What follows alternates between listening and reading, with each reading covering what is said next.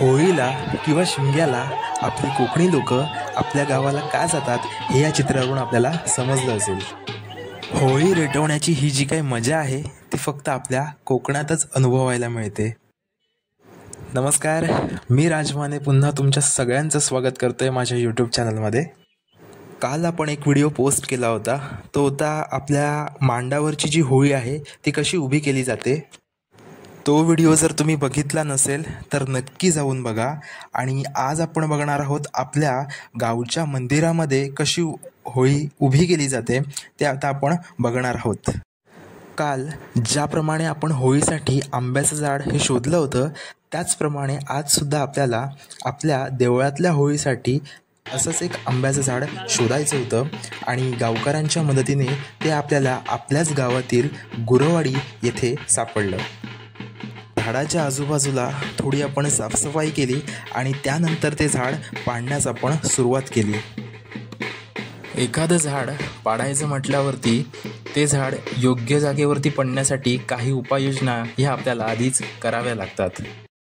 त्यासाठीच झाड पडायच्या अगोदर आपण झाडाच्या शेंड्याला दोरी किंवा आपल्याकडे शेडासुद्धा म्हटलं जातं तो बांधून आपल्याला ज्या ठिकाणी झाड पाडायचं आहे त्या ठिकाणी जोर लावून ते झाड खाली पाडण्यात येतं. चला, झाड तर आता पडलेलं आहे, आता आपण होळीसाठी त्याला आपण तयार करूया. झाडाच्या मुद्याच्या बाजूच्या ज्या अतिरिक्त फांद्या असतात त्या आपण काढून टाकतो. ज्या आपण आता समोर बघतोय झाडाच्या अतिरिक्त ज्या मुद्याच्या बाजूने ज्या फांद्या असतात त्या आपण काढून टाकतो आणि शेंड्याच्या ज्या फांद्या असतात त्या तशाच ठेवून बांबूच्या साहाय्याने त्या आपण बांधून घेतो. जे आपण आता समोर बघतोय कशा प्रकारे आपण ते बांधलंय. यानंतर होळीची पूजा केली जाते. पण त्या अगोदर वाडीतील महिला या अशा प्रकारे होळीवरती पाणी ओततात आणि त्यानंतर मात्र होळीची पूजा केली जाते. पाणी ओतून झाल्यानंतर महिलासुद्धा होळीची सर्वप्रथम पूजा करतात आणि त्यानंतर जे गावचे गुरव आहेत ते आपल्या होळीची आधी पूजा करतात आणि त्यानंतर होळी ही मार्गस्थ होते. व्हिडिओच्या बॅकग्राऊंडला जो तुम्ही ढोल आणि ताशांचा आवाज ऐकताय तो आमच्याच गावातील ढोल ताशावादक यांचा आहे. गावच्या सण समारंभामध्ये अशा प्रकारे ढोल आणि ताशाचं हे वाजन केलं जातं. या सर्व जुन्या परंपरा आहेत, पण त्या जुन्या परंपरा आपण आजही त्या तंतोतंत पालन करतोय. आता गावातील गुरव यांच्यामार्फत होळीची पहिल्यांदा पूजा केली जाईल. त्यानंतर होळीला धूप अगरबत्ती दाखवून नंतर होळी ही आपल्या गावच्या मंदिराकडे रवाना होईल. हे अशा प्रकारे ढोल आणि ताशाचं वादन हे केलं जातं. होळीची पूजा आणि धूप आरती ही तर आता दाखवली जाते. काही गावांमध्ये याहून काही वेगळ्या सुद्धा परंपरा असू शकतात. जर तुमच्या गावांमध्ये याच्याहून जर वेगळ्या कोणत्या परंपरा असतील तर नक्की आपल्या कमेंट बॉक्समध्ये सांगा. होळीची पूजा झाल्यानंतर आपल्याला होळी ही खेळवत आपल्या मंदिरापर्यंत घेऊन जायची असते. ती कशा प्रकारे आपण घेऊन जातो ते आता आपण बघणार आहोत. होळी घेऊन जात असताना ती रेटवली सुद्धा जाते. ती कशी रेटवली जाते हे सुद्धा आता आपण बघणार आहोत. होळीची पूजा तर आता झालेली आहे आणि आता आपण होळीला आपल्या मंदिराच्या दिशेने आता घेऊन जातोय. आमच्या गावामध्ये आम्ही होळी कशी खेळवतो ते आता बघा.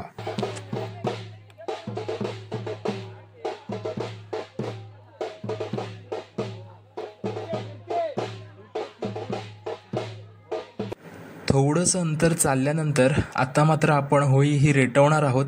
आणि होळी कशी रेटवली जाते हे आपण शब्दात सांगूच शकत नाही. आणि ही मजा ही फक्त आपल्या शिमगा या सणालाच पाहायला मिळते.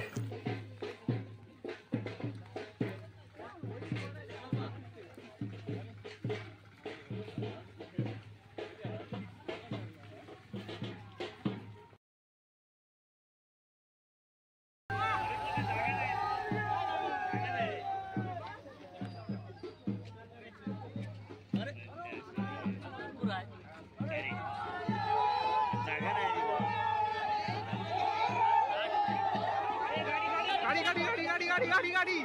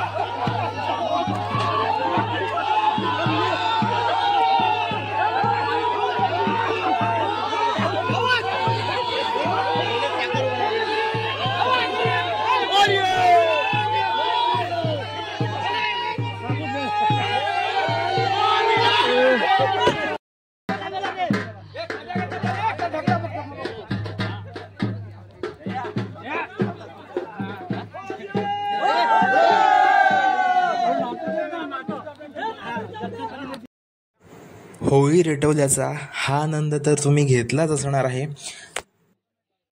आता मात्र काही आपण होळी ही रेटवू शकत नाही, कारण जाण्याचा मार्ग हा उताराचा असल्याकारणाने इजा होण्याची शक्यता जास्त आहे.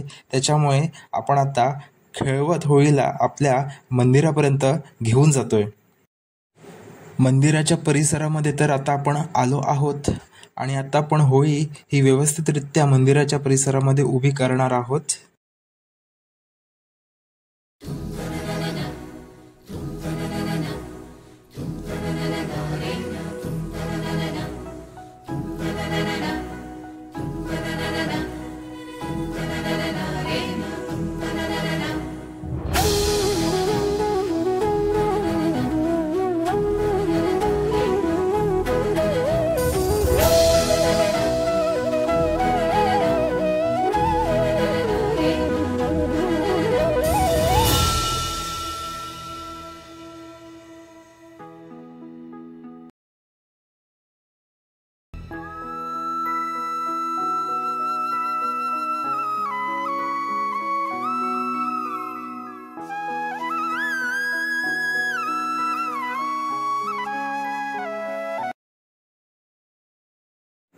चला तर मंदिराच्या समोर आपण आता होळी उभी करतोय आणि होळी उभी केल्यानंतर आपण आपल्या मंदिरातून देव बाहेर काढतो.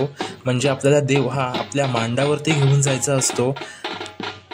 मांडावरती देव घेऊन गेल्यानंतर सर्वप्रथम आपल्याला खुणा काढायच्या असतात आणि खुणा काढल्यानंतर देवाला नाचवलं जातं. लहान मोठ्यांपासून देवाची जी पालखी असते ती नाचवतात, ते आपण आता पुढे बघणार आहोत.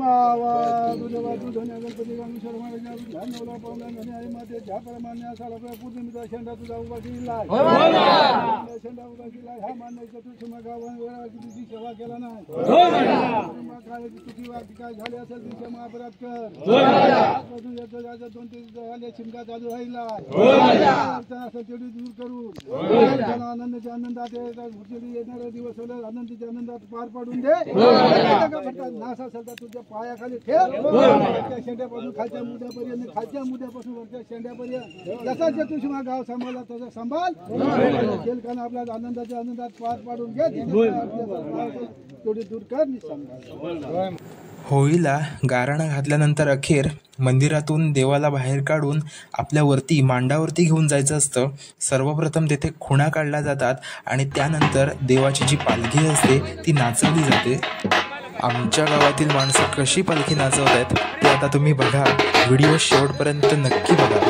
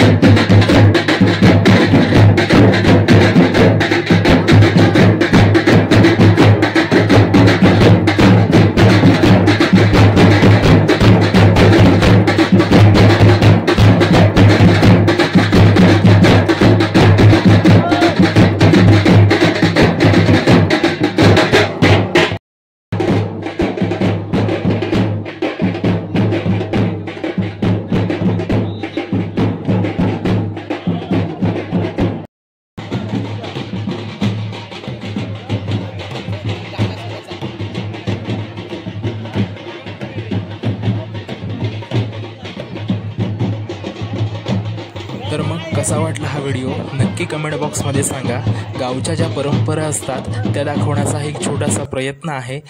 व्हिडिओला लाईक, शेअर आणि सबस्क्राईब करा आपलं चॅनल. आपण भेटूया अशाच एका नवीन व्हिडिओसह. धन्यवाद.